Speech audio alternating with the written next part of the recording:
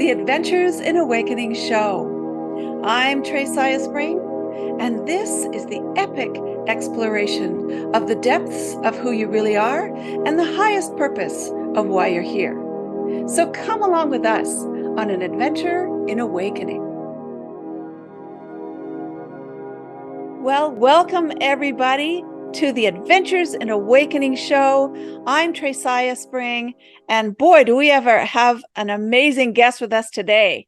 Today we have Jeffrey St. Rose, or as he likes to be called, Wizard Azanon.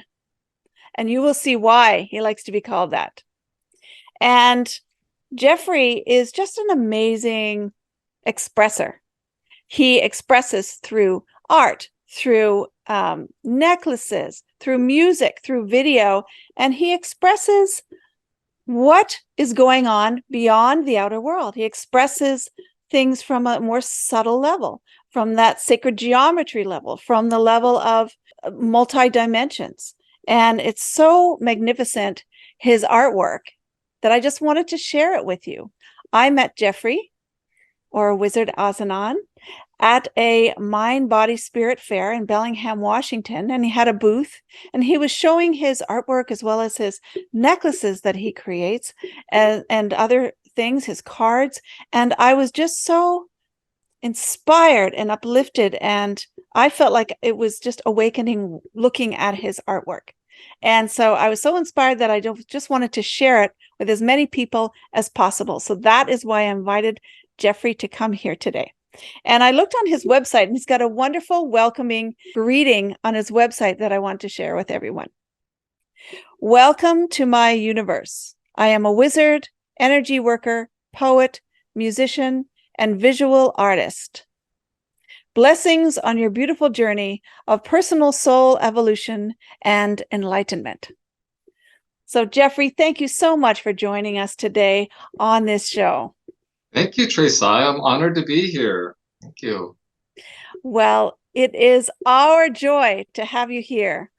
And so I was curious, how did you ever get into doing this? Did you have your own awakening experience where you started to see for yourself the world from this perspective of the more geometric patterns?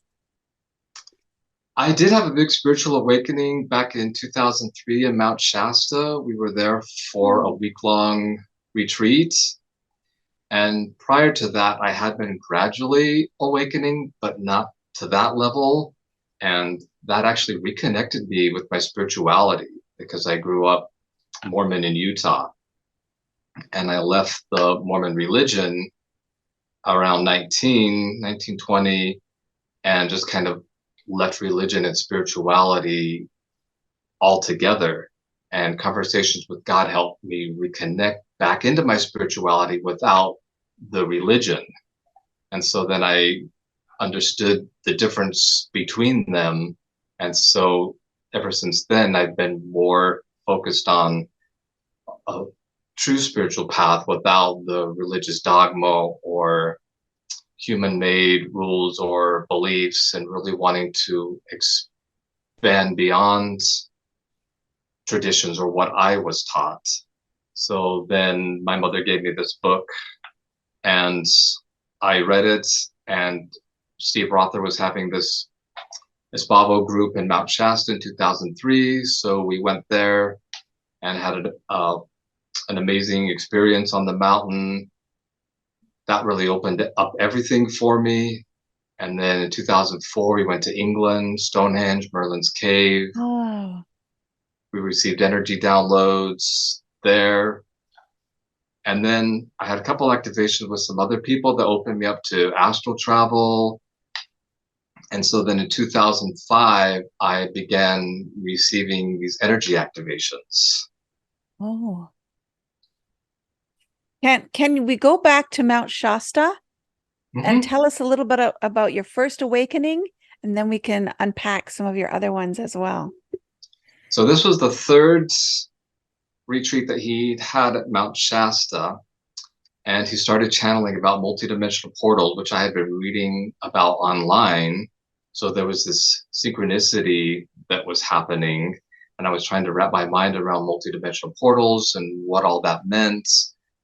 We went to Glass Mountain, which is this obsidian deposit. Steve did a channeling there about multidimensional portals.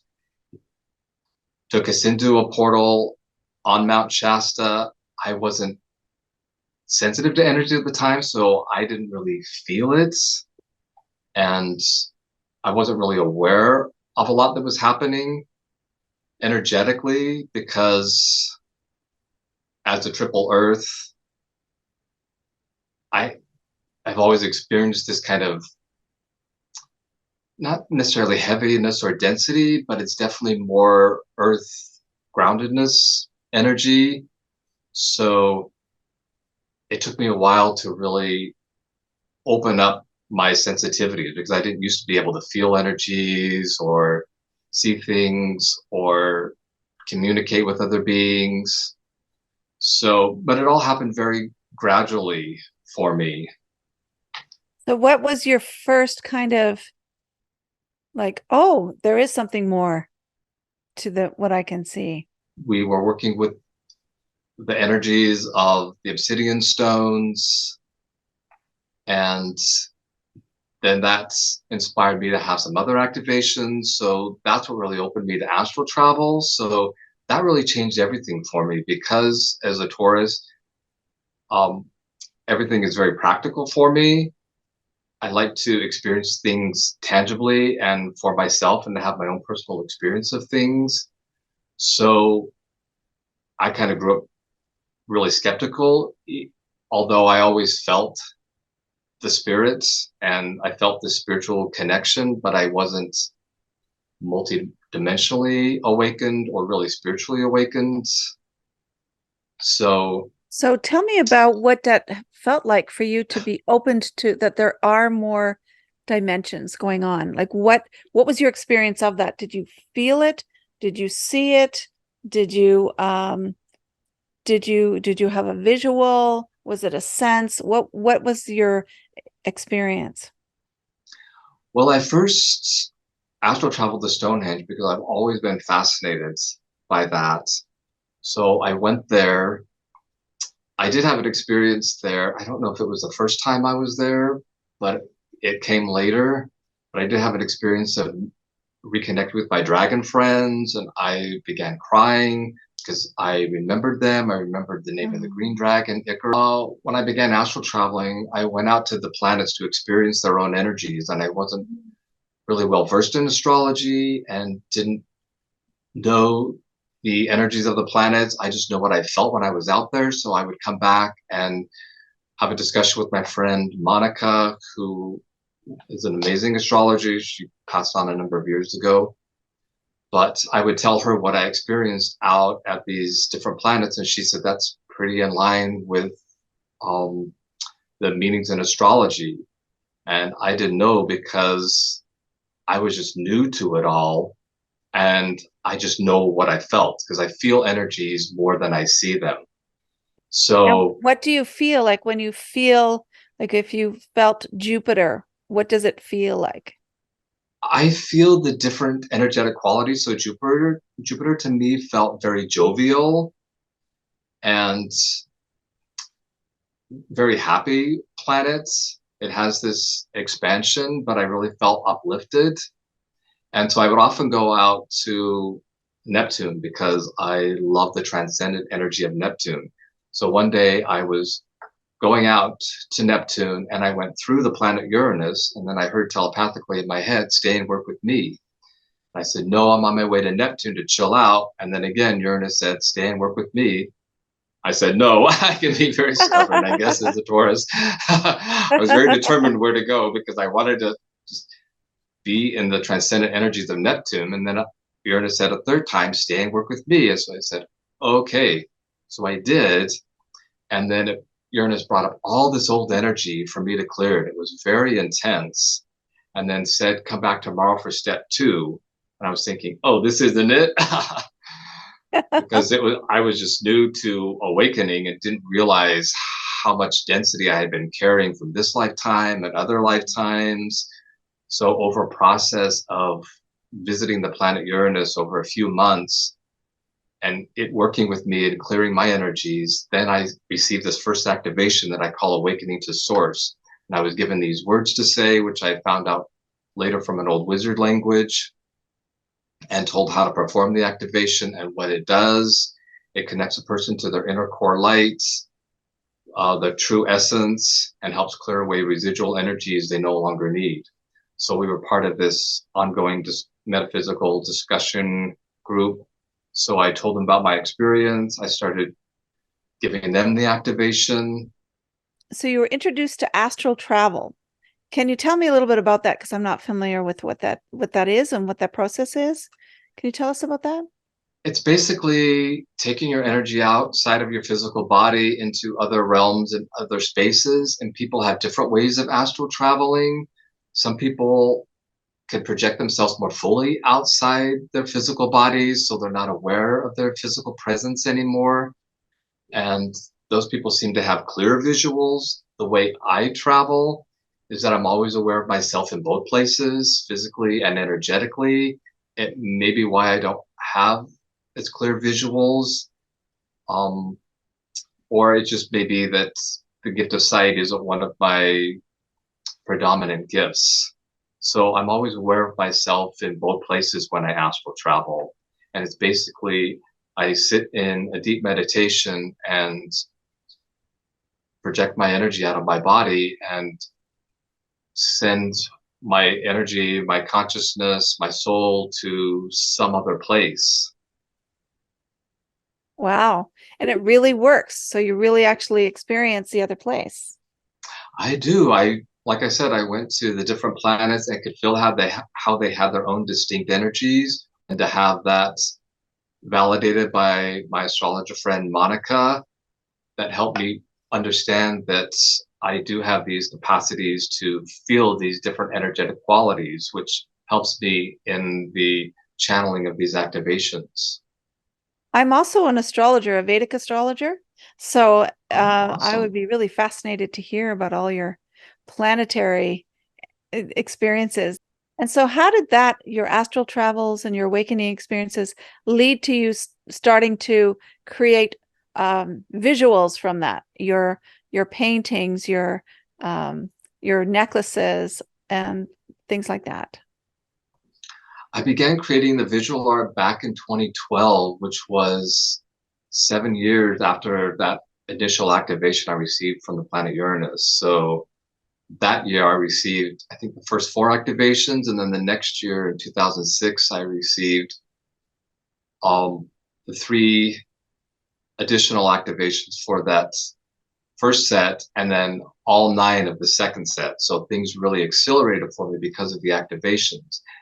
And so in 2012, I began creating the visual art because I wanted images to put with my music and create these activation videos, because I had been receiving so many activations and then been giving them to people.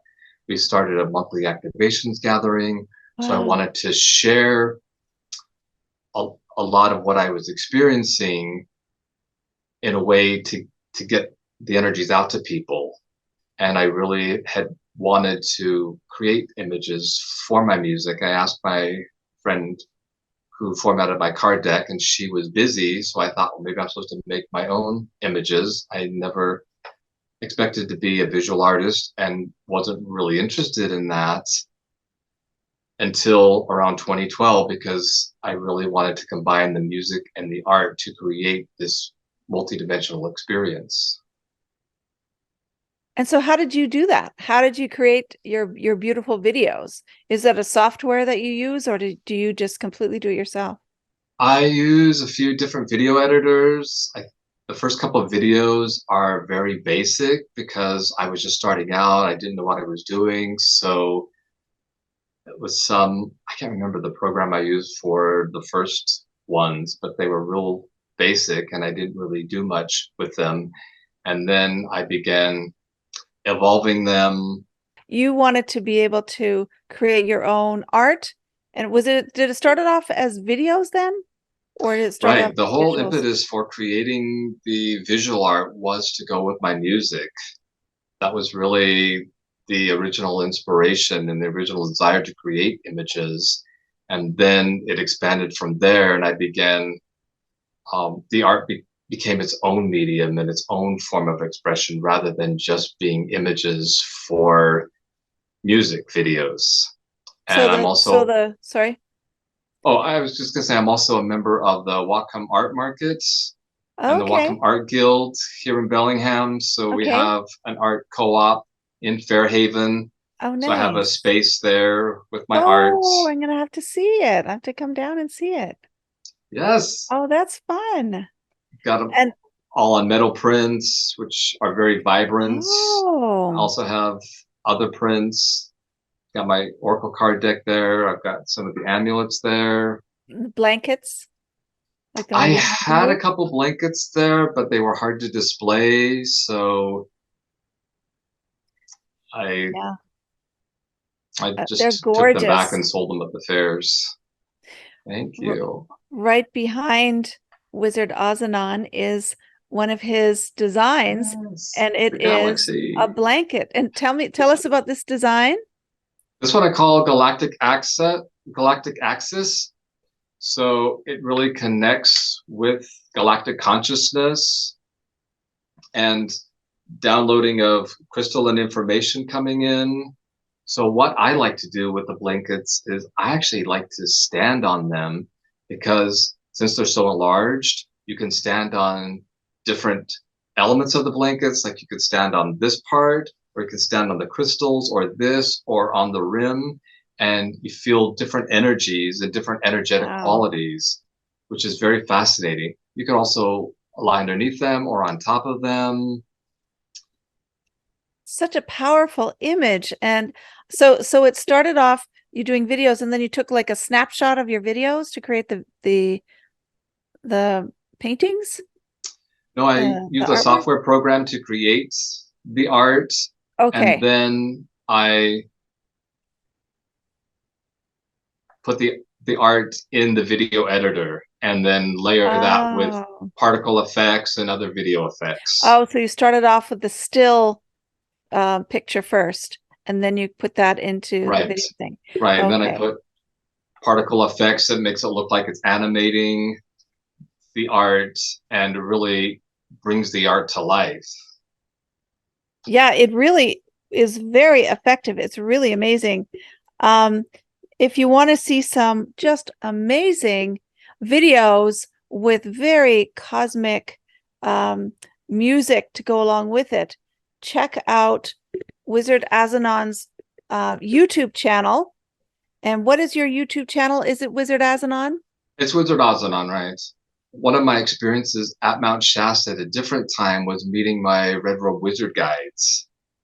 And one of my guides' name is Avalel.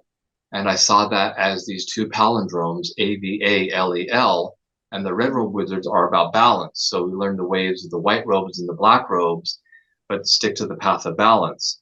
So in coming up with my own wizard name, I followed that same format because I like the energy of the palindrome, that it's the same forward as backwards. So then I came up with Azanon, Azanon, Ah, and then realized it's the longest leap in the English alphabet, A to Z, back to A, and then the shortest leap, Non. So it's the micro, the macro, the ah. Aza, I think of as the all, the non, the none. So it's Mhm. everything and nothing, form and formlessness. So it really fits with who I am. Beautiful. It's a beautiful name. I love it.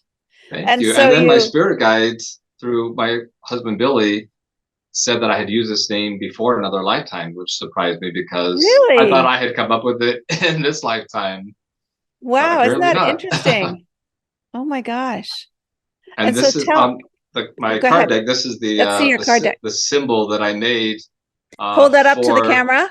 Oh, this is the symbol that There we I go. made for my wizard name Azanon. So you kind of see the Oh, Z, the N, wow. the O. Oh, that is so freaking cool. Not so much the And A, but it's all kind of there. wonderful. Now show us the front of your card deck Starseed Oracle and all card the way deck. up, show it up to the thing. Gorgeous card deck. I have his card deck, Starseed Oracle cards, magnificent cards. Basically, several of his still pieces of work that are these spectacular cosmic creations. And so, can you tell us a little bit more about this wizard connection? I find that fascinating that you're the first person I've ever met that calls himself a wizard. So you're my first wizard. So I'm really curious about how that you came about calling yourself a wizard and associating with that, and what was the background on that?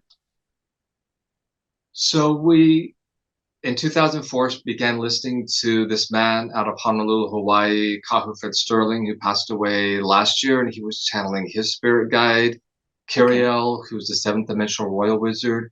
So he Okay. would do readings. He had a monthly or weekly webcast at the time talking about expanded information, galactic beings. He talked about soul classifications.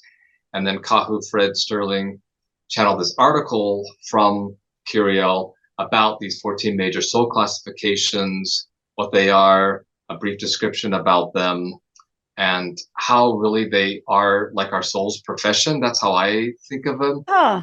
Is that it's our soul's universal profession. We get Huh. trained in these soul classifications lifetime over lifetime. So it's a Huh. lot of what we're here to master.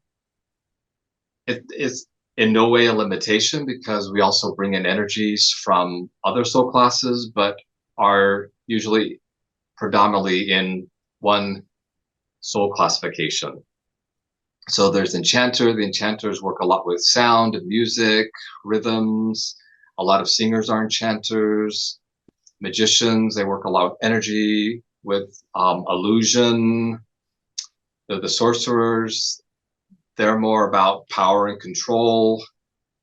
Hitler is a sorcerer class. Sometimes the sorcerers can get a bit too controlling and a bit too power hungry. Then there's the educators, alchemists, archivists. They're the record keepers, or like walking libraries.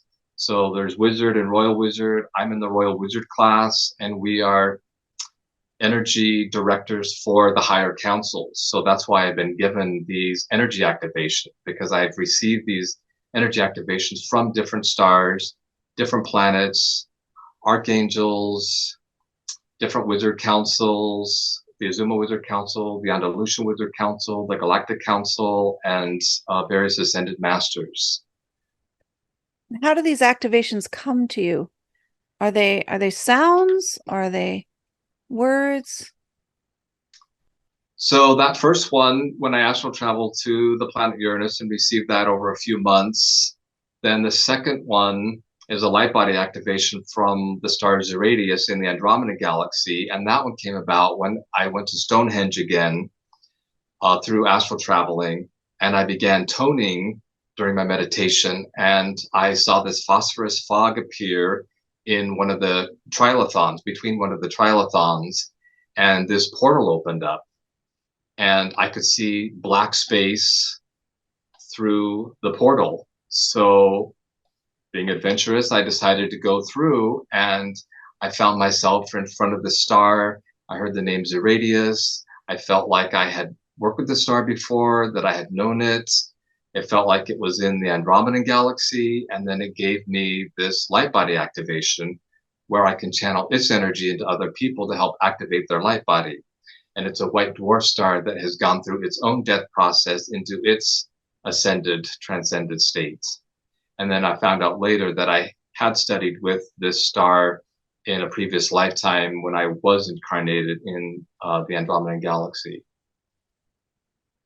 And so these activations come to you as energy that you can give out, or is it something that I'm always given a audio? word. So the first Okay. activation, I was given a few words. This Okay. second activation of light body, I just tone the words the radius and bring in the energy. So when I'm given these activations, I'm also given the energy connections and the Right, power right, and right. authority to transmit these energies. Wow. And then by the third activation, I started to hear them uh, telepathically, and I didn't need to astral travel because I started thinking, okay, is there a third activation? And if there is, where would I receive it?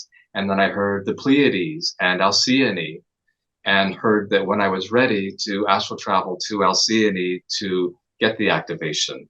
So that was the first one that I had actually gone to specifically to receive this activation. The other ones just happened spontaneously as I was astral traveling and just exploring the cosmos.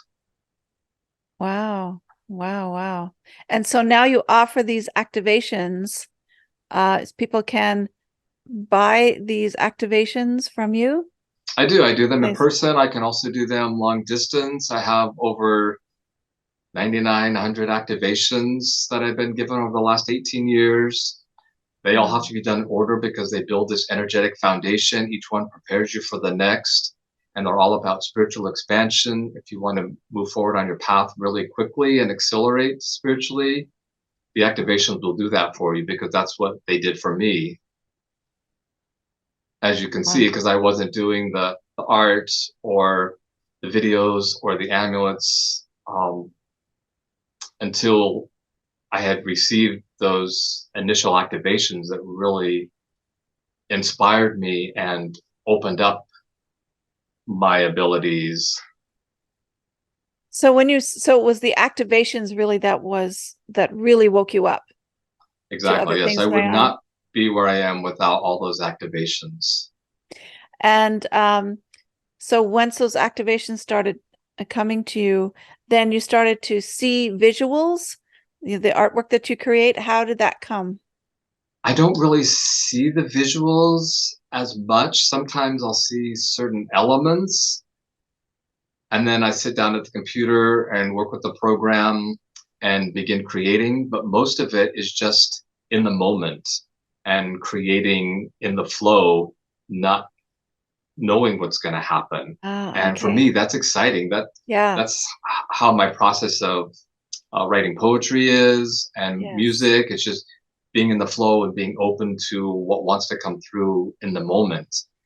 And I just use my intuition and my feeling to know when a piece is finished or not. And sometimes I don't even know what it is. In the early stages, I didn't know what a lot of the art was, the images I used for my Starseed Oracle card deck. I just started creating them, not with the intention of creating an Oracle card deck, just creating the art because I found it so inspiring and it gave this tangible form to cosmic principles, to energies, and I had become really interested in sacred geometry and the energy transmissions, excuse me, from sacred geometry.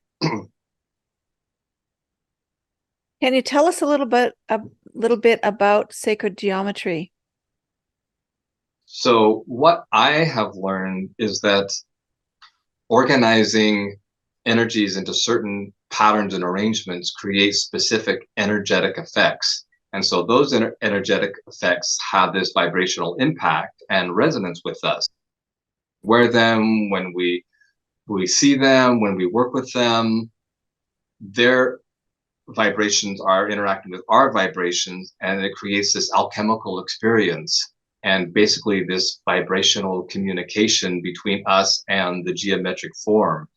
So, because they have their own specific energetic effects, those impact us. And there are certain sacred geometry patterns that have the effect of opening us. Are there ones that are not good to be looking at, or are they all just positive? That's actually a good question. I haven't personally experienced any negative sacred geometry, but it could be determined by the intention of the person creating them.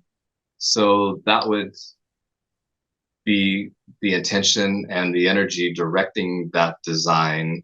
Hmm.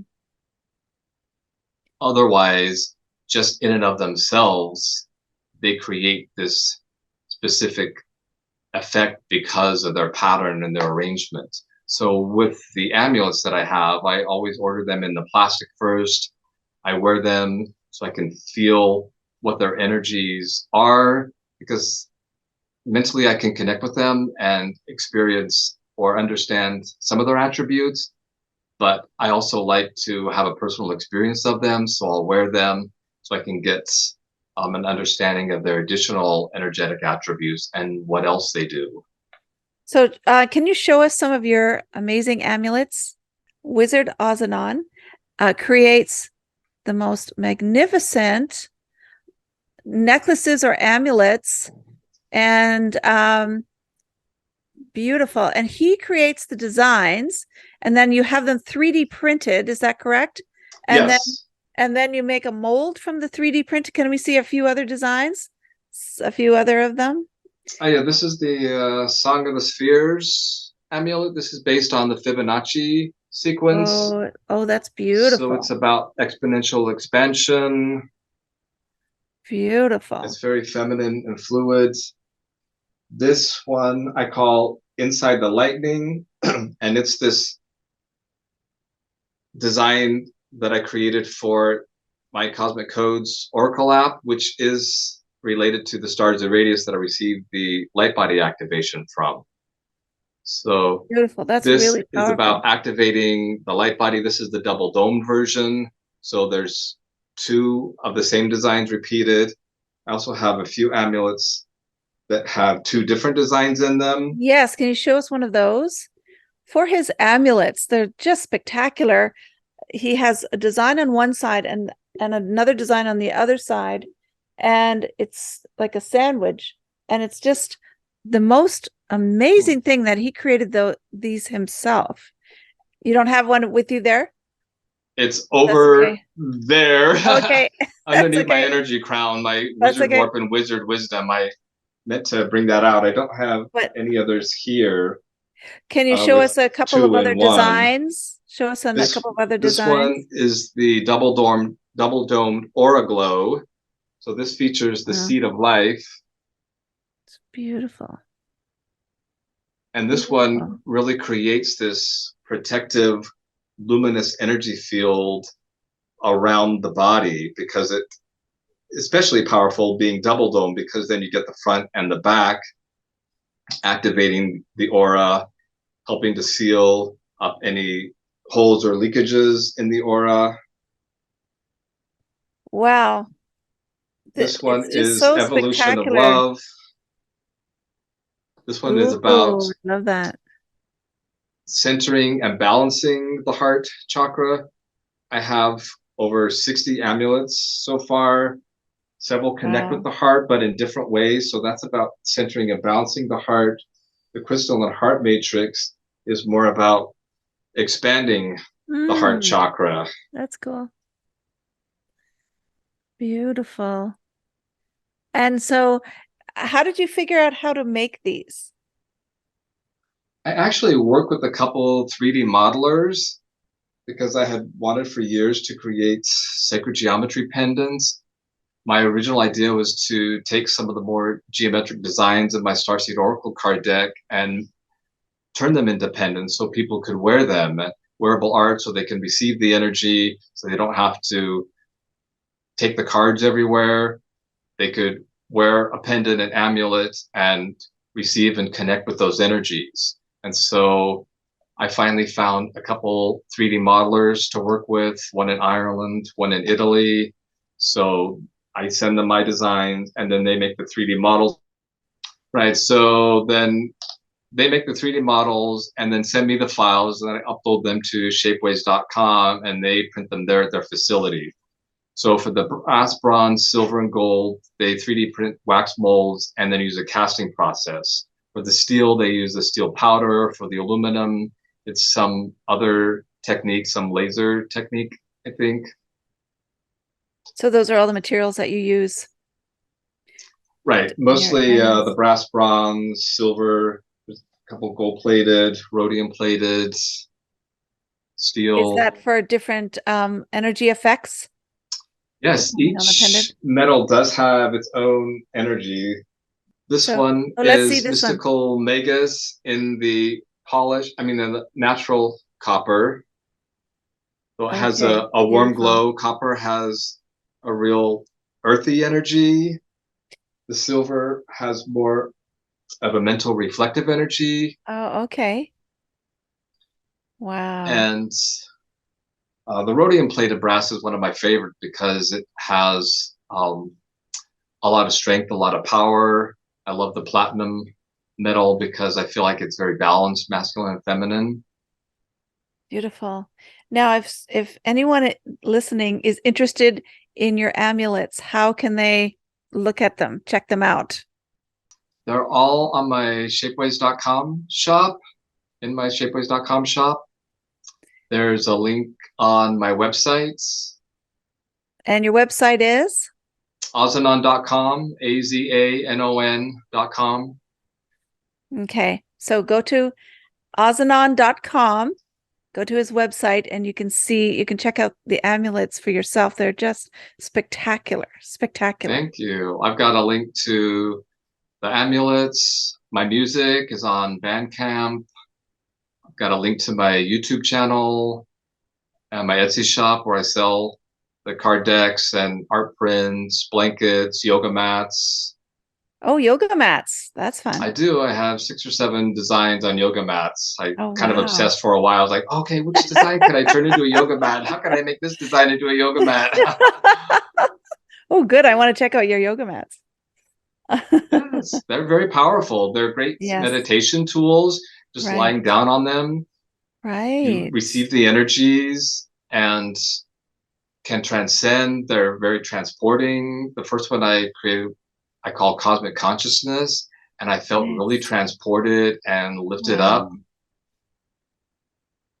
So the point of getting an activation from the activations that you received is that it does help you to expand your awareness, open you up, and kind of activate your evolutionary process. Right. They're all about accelerated spiritual evolution. So the activations will move you forward on your path really quickly, help you connect with your multidimensional gifts and abilities and skills because we all have so many amazing gifts and skills and abilities, a lot of which we don't even know about, so we're not using. So the activations really help open up consciousness, expand consciousness, and really propel you forward on your path in huge and dynamic ways. So what is your goal? What is your vision of sharing this with the world? How would you like to share it with the world? My goal really is to help awaken people to their unique gifts and skills and abilities because we're all incarnated here for a reason. We all have a purpose for being here that is perhaps beyond what we even realize.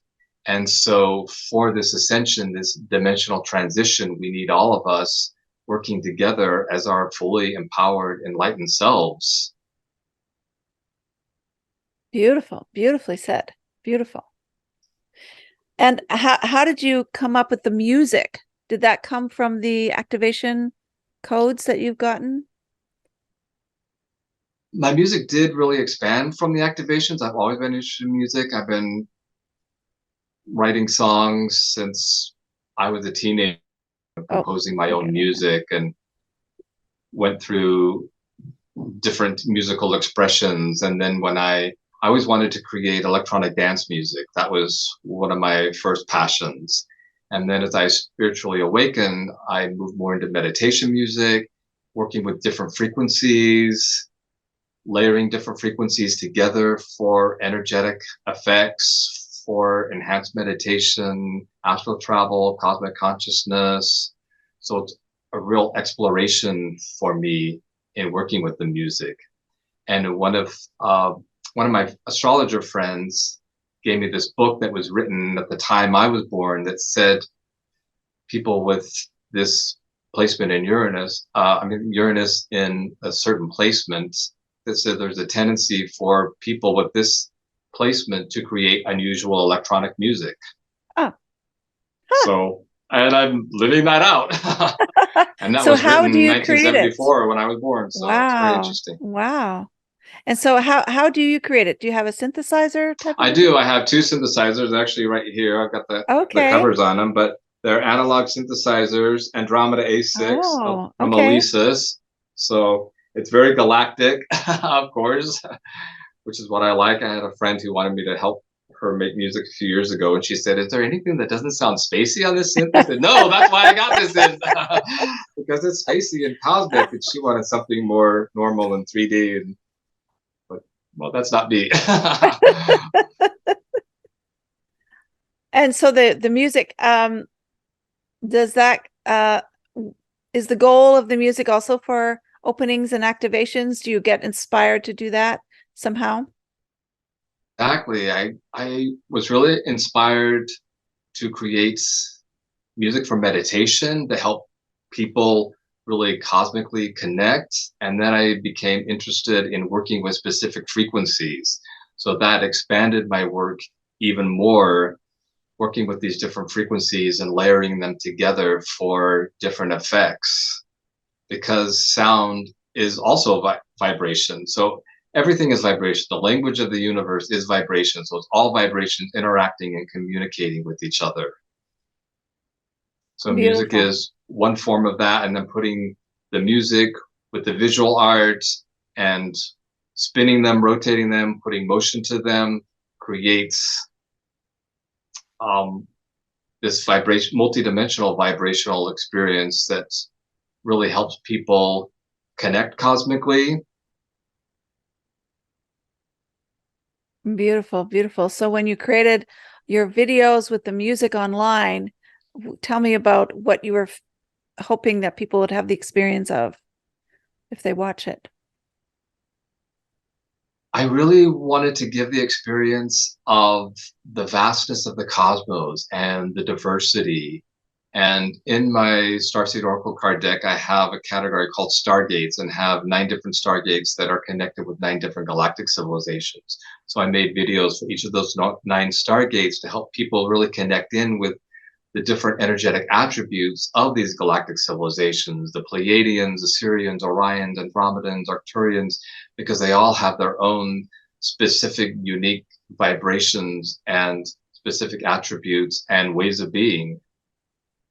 And we've been incarnated in many of those systems. So it's also a way to help people connect with their multidimensional selves, other aspects of themselves that are in other dimensions, other places in the universe that we call home, to help people really understand that, like you said, we are spiritual beings having a human experience, but we've had lifetimes in other realities, other dimensions, other civilizations and planetary systems. So during this time of ascension, it really is an amazing opportunity to expand ourselves galactically and multidimensionally, cosmically to connect with the fullness of who we are and to remember those different lifetimes and incarnations in different systems, attributes, understandings to this planet to assist with the ascension. And when you say ascension, what do you mean by ascension? Where are we going? We're going to the next dimension, baby. And what is the next dimension? Well, some people say it's the 5th dimension, other people say it's the 4th dimension.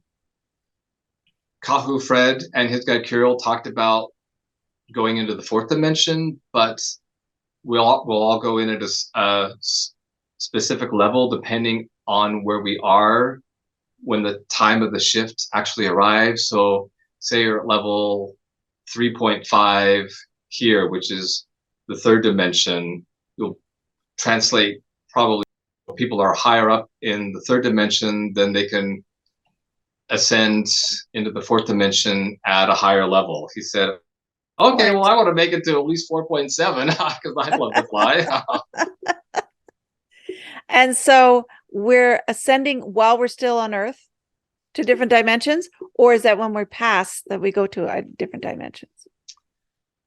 Well, both. When we do pass, we do go into other dimensions, but we are really here to assist humanity in transitioning from the 3rd dimension into the 4th dimension and then eventually into the 5th dimension.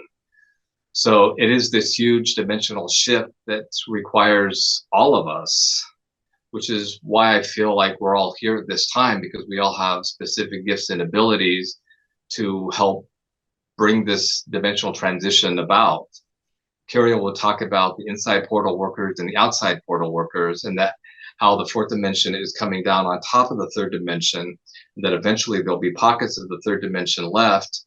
And the job of the outside portal workers is to go to these pockets of the third dimension and help the people out if they want and take them through the portals into the next dimension. And then the job of the inside portal workers is to help teach the people coming through the portals, because we're all at our different levels of understanding and consciousness, and some people might not understand what's happening, but they've chosen to be here for the shift and to experience that, even though they may not fully understand what all that entails. So there'll be teachers on the inside helping to explain to people what is transpiring. I feel my role will be a little bit of both, that I'll be inside helping to teach people, doing the activations for people, and also going out, riding the dragons, helping to collect the people who want to come through the portals into the next dimension. And so that is happening now on the earth now. There's shifts going on now. Right. So we're being given this opportunity to shift into the next dimension while still embody, whereas normally I've heard that sometimes the population will be wiped out and then we'll come back at a higher level, but this time it's happening differently from what I understand. So we're receiving these downloads and energies so we can prepare ourselves to enter the next dimension, because the dimensional shift is really huge. It's basically a completely different reality, and it's nothing like we experience here in this dimension. We can have some overlays and some understandings of the other dimensions, but we're still in the third dimension here. So the other dimensions have their own laws of physics, their own understandings, their own realities. Like Kirill has said, in the fourth dimension, there is no disease because we don't need that as lesson plans anymore. So we have more of a light body rather than a dense physical 3D body, because the lesson plans are different. The experience is different. And so how will we know when that's happening, or what? We won't we won't miss it. We'll know when the changes are happening. So they're just gonna one day start to feel a difference in your whole reality, or how is it gonna take place? Well, what Kirill has talked about, he's talked about what he calls the 3 days of darkness, where there's so much photon energy coming in that it blocks out the sun for a few days. And he said a lot of people will kind of fall asleep and then wake up in this new dimension. And there'll be other people who won't fall asleep, and they'll be working to assist with the dimensional shift. And at that time, a lot of the galactic beings will come in, the dragons will return. I think a lot of them are already here energetically, relate with them and experience them in the same reality. So dragons are a real thing in a different dimension? Yes, yes. Dragons are basically six-dimensional beings. And I Okay. feel like they used to be here on Earth, and then I guess as the densities increased and became a third dimensional experience, they left. So as we're shifting into the higher dimensions, a lot of those other creatures, higher dimensional creatures like dragons and unicorns, will begin to return. They're already here energetically, and they can come back and forth between the dimensions.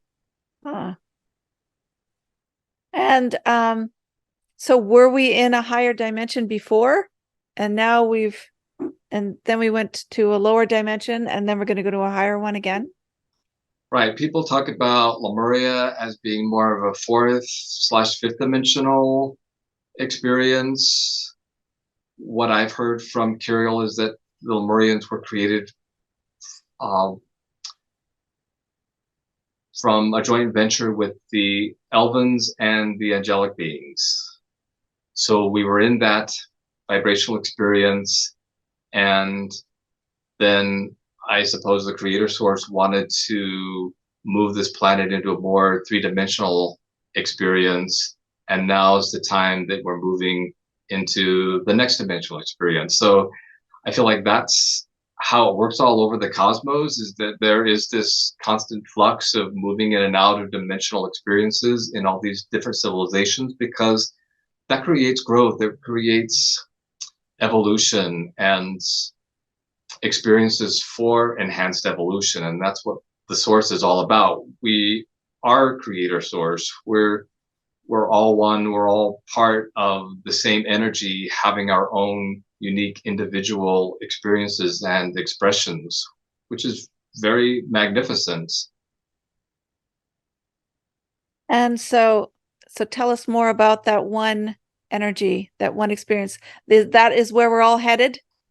We're Oh, already individualized souls of the creator source. So from my understanding, the creator source splits itself into different oversouls, and then those oversouls split themselves into different individuated souls. And so those souls that have come from a single oversoul belong to the same soul family. So you have these different soul families, and then the souls choose which soul classification they want to be in. So you can have different numbers of souls in different soul families and different soul classifications, which is really amazing. We have 33 members in our soul family, which I was told is one of the larger ones. I've known people who have just 5 members, 12 members. how do you find that out?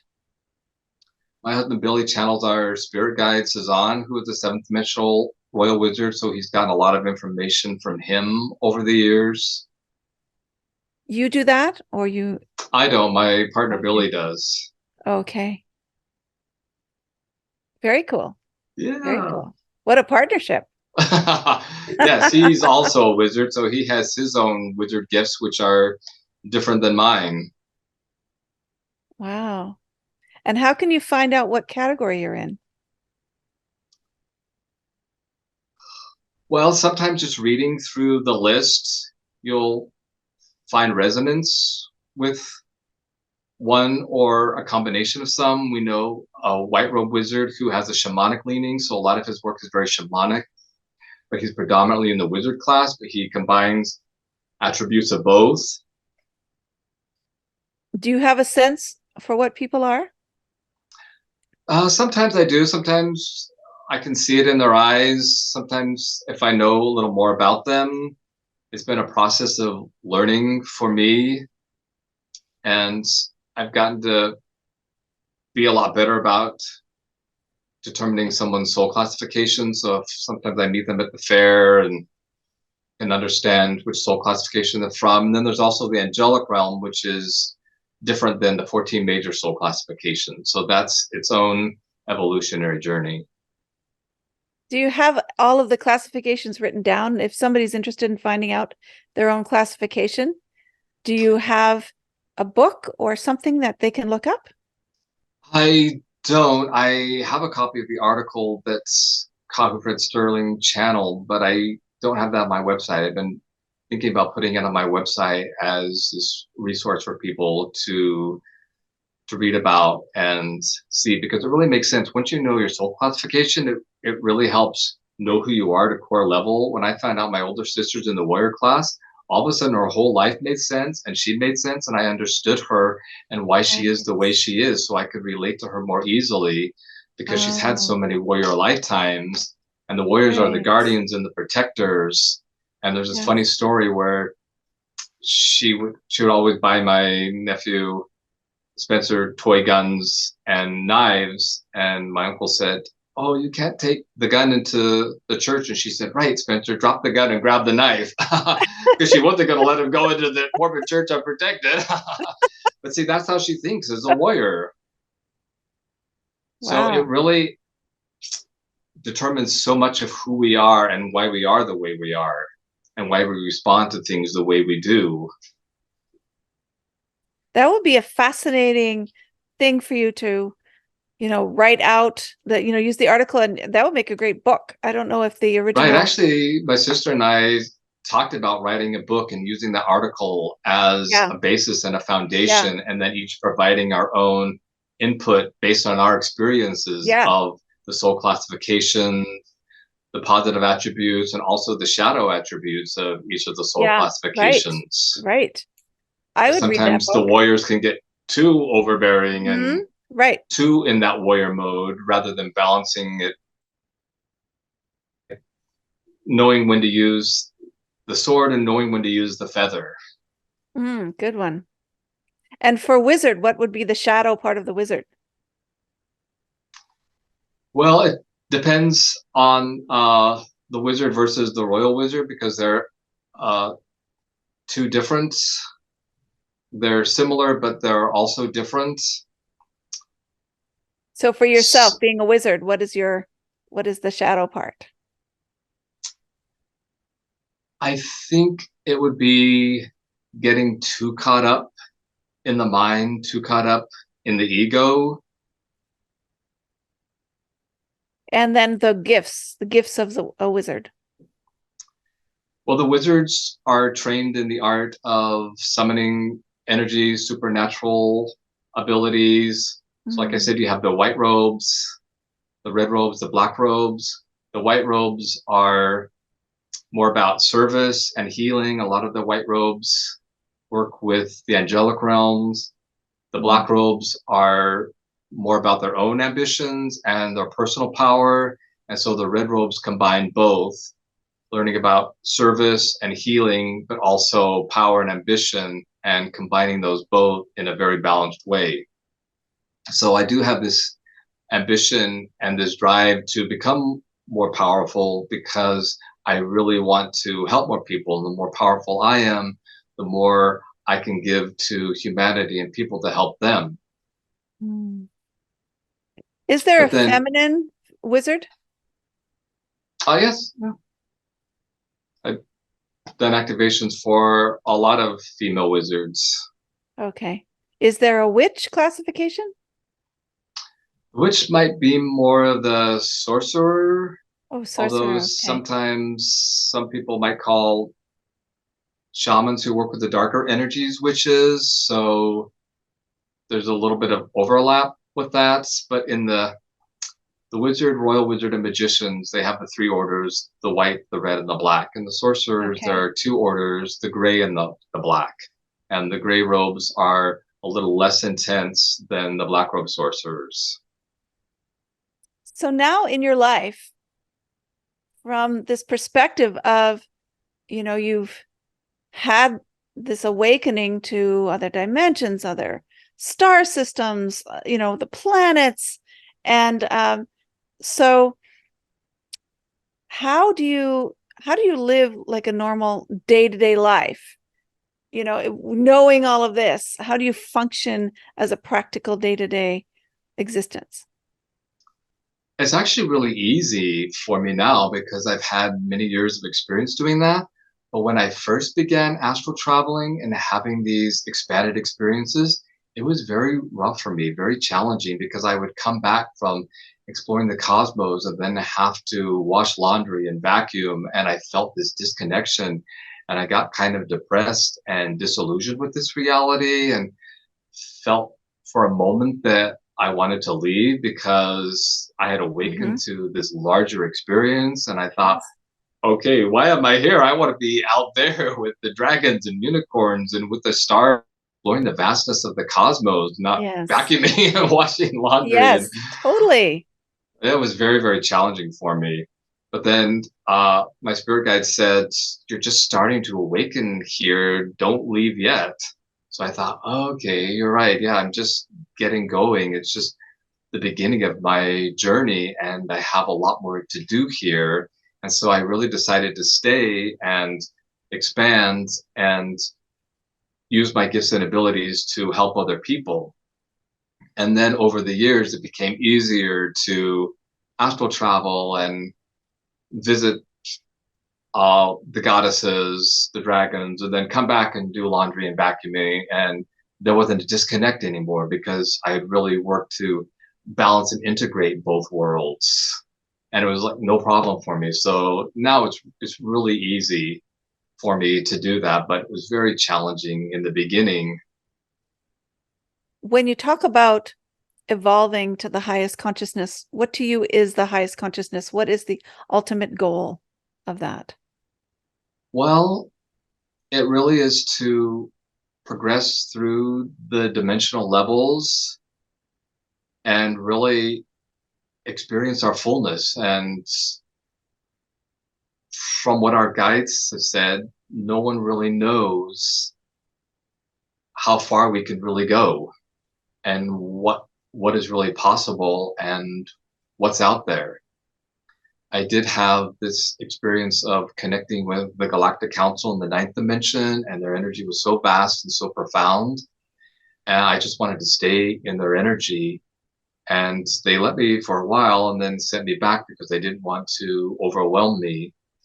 And they are a group of nine beings who manage this galaxy and help keep everything in order and assist with all the evolutions. So that's a huge task, and there could be some part of that for us that we eventually ascend into the ninth dimension and become managers of whole galaxies. Who knows what's possible for us because we are limitless and we are sparks of divine source. It's just a matter of expanding our consciousness and moving through the dimensional levels. And we're all at our own pace, at our own level of experience. What do you think the ultimate thing is? The final thing is our final I don't experience? know that there is a final experience. I feel like we'll all keep continuing to evolve and progress, even as the creator source. You would think that is final, but it's really not because we're extensions of the source, and the source is living and breathing and experiencing through us as we live and evolve and create. So it really is this experience of eternal creation. So I feel like the best thing we can do is just relax into that and be where we are in the moment while still at the same time unfolding our evolution and expressing our limitless potential. Beautiful, beautiful. Are there any practical things that you can offer to those listening today that would help them with their evolutionary process, like a daily routine or a meditation or diet or anything Meditation, like that? meditation is what helped me more than anything because I was able to really go inside myself, um, to see my own patterns that weren't working, see why I was feeling the way I was feeling, what I could do to shift and change things, where I was feeling energies and densities or distortions in my body, physical body, emotional body, mental body. So it was a great way for me to clarify and really understand myself. And then progressing further, it became this tool for me to then astral travel and explore the cosmos when I reached a certain level and was able to do that.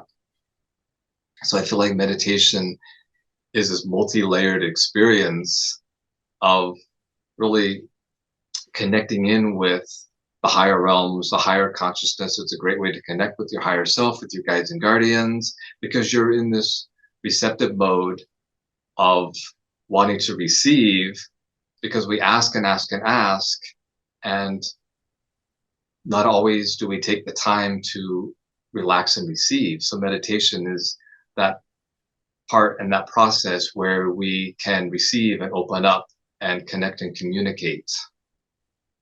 And diet is, of course, very important because as we're increasing our vibrations, we want to eat high vibrational foods, natural foods, organic foods, raw foods. I know you work a lot with that, which is very admirable, and I definitely support that. Wonderful. And what kind of meditation do you do? If you can really take some deep breaths, that lowers your brain waves and gets you into the other states, because we are really meant to go back and forth between the different brainwave states. So being in the beta brainwave state all the time is too wearing and taxing on the body. So just breathing deeper and relaxing more will help get you into the alpha state, which is it's a very creative zone.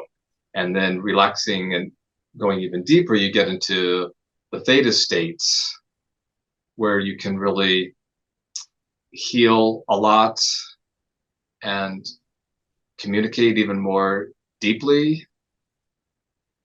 So listening to music that helps entrain your brain to the alpha states or the theta states is a great tool. Because sometimes a meditation can just be sitting silently and breathing. Sometimes it can be an inward journey. Sometimes it can be astral traveling through the cosmos. Some people like a walking meditation. They don't like to sit still, so they'll walk and come to clarity and epiphanies through that.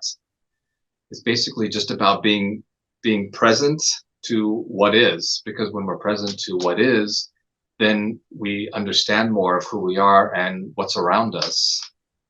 So who are we really? If we were to say, who am I? Who are we really? We're all divine sparks of the creator source having our individual soul journeys and expressions for limitless creation and evolution. Beautiful. And why are we here? Well, we're here for a number of reasons. We're here to really experience the different dimensions. Right here at this time, we're here to shift from the third dimension into the next dimension. But I feel like in all our different incarnations, we're here to have an experience. And we take that experience back to the creator source when we transition from each incarnation. And then the creator source learns and evolves and grows. And so we're all part of this working oneness, this cohesive, unified energy field of consciousness. And we're all experiencing reality in our own unique ways because of our unique vibrations and experiences, soul classifications, all our different incarnations. So it's really a magical and divine expression and experience of all that is. Beautiful, beautiful. Yeah. Wow, I love, love, love your perspective and the way you express what you've been through. And it's just very opening and very inspiring. Oh, And thank you. It's been a you, wild ride. yeah. So it's how many years has this been going on for you for when you started First Awakening? So you said 2002, so about 21 years ish. Right. 2003 was a big experience in Mount Shasta that changed everything for me. That really catapulted me forward in dynamic ways, and I never looked back. The first few years before that, it was just this preliminary, gradual awakening. And then I just catapulted forward after 2003 and really connected with my passion and my purpose for being here. Beautiful. And so your videos and your music and your artwork and your amulets have gone out to a lot of people around the world. Thousands of people I see Yes. on YouTube, and you've inspired so many people around the world. And what a beautiful thing. What a Right. beautiful I've had thing. so many people inspire me, so I want to continue giving that gift to help inspire other people and to help them awaken to who they truly are because we need more enlightened beings here working in our full power and our full mastery. That's what it's going to take for this ascension to be successful.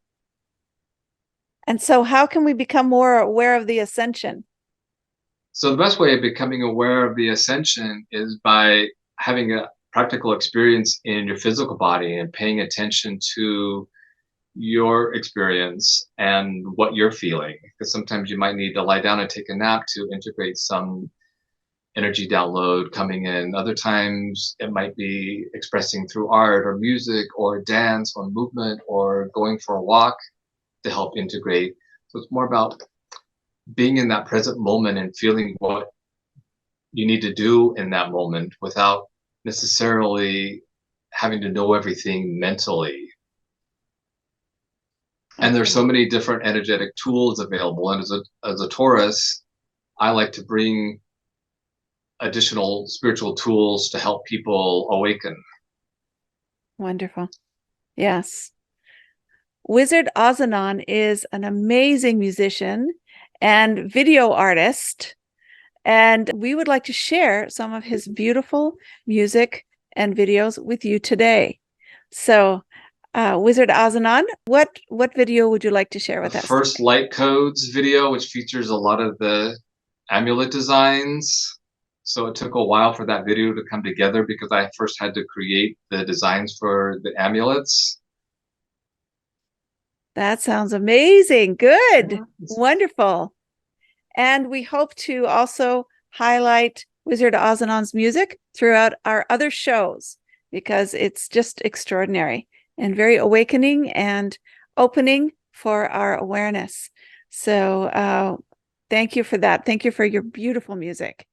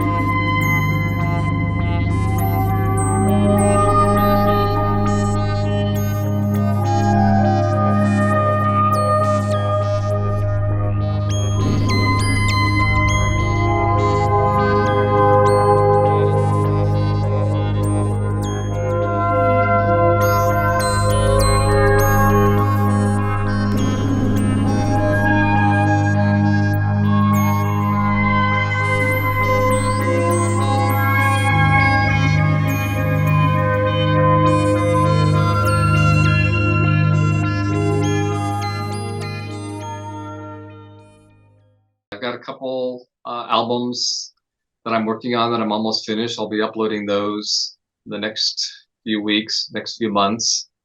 So look for those on Bandcamp. Okay, good. And you can also access those through your website, Yes, azanon.com. Is that what it is? Azanon.com, Azanon.com. Azanon.com. And so are there any last words of wisdom that you would like to share with our listeners today to help them with their evolutionary process?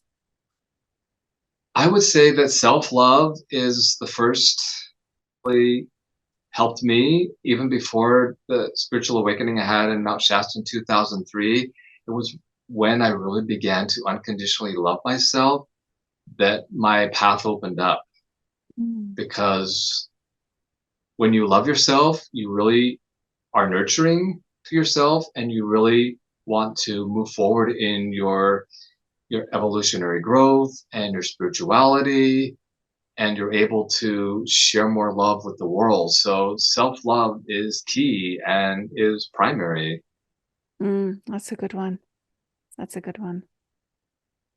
And along with that, would you say forgiveness? Absolutely. Yes. Yes. Forgiveness of self, forgiveness of others, which is, but we're all part of the same energy expressing itself in different ways. So yes, forgiveness helps release blockages and densities and distortions. So we're no longer carrying those lower vibrations and frequencies, so we can really open up our vessels and our energy fields to the higher consciousness more easily and more quickly. Oh, beautiful. That was cool. Very cool. Yeah. Beautiful. And Well, ultimately, it is all yes. about love. It's interacting with different people in love and in balance, and we're all here for different life lessons and purposes, and we play different roles throughout our various incarnations, but ultimately it's all about spiritual evolution and progression. And so we played these different roles and dualities in so many different lifetimes. So in forgiving ourselves and forgiving others, we're able to let go of the traumas and retain the lessons and move forward and be thankful for the experiences, because without those we wouldn't have learned some valuable and key insights. Do you have a word of advice for those that are going through some challenges now in their life? They might be feeling kind of in the lower frequencies, and how do they raise themselves up out of that, and so they don't feel like they're struggling so much? Well, as I said, I do feel like it comes back to self-love, because when you do love yourself, then you want to heal yourself. If you're not loving yourself, then you're not fully engaged in your life, and you may not be wanting to heal or move forward, but we're all magnificent creator beings. So I would suggest finding one or two things to love about yourself and then keep expanding from there until you love your entire self and your entire being just as you are, because we are perfect just as we are, and we're meant to be just as we are to go through these experiences. Beautiful, beautiful. Well, thank you Yeah, so much, Wizard thank Azanon, for you. being here with us today. What a blessing it has been to have you Ah, here. thank you. I'm honored to be here. Well, it has been such a joy to hear your perspective on things. It's very expanded and very hopeful and very opening. So I'm just really grateful that you're here doing your stuff in the world, doing your part to help to raise the consciousness, raise the frequency, the vibration through your artwork and your music and so many things that you do. And you even have an app, I saw. I do, yes. Cosmic Codes. Ah, Wow, just so amazing. I love all the work that you're doing. thank you. So, I so appreciate that. inspiring, And I profoundly appreciate you and inspiring. your work. Well, thank you. Thank you. Once again, thank you so much for being with us. The first wizard that I've ever met in person, Wizard Ozanon. And Thank you. Love and big hugs, everyone. love and Thank big you. hugs.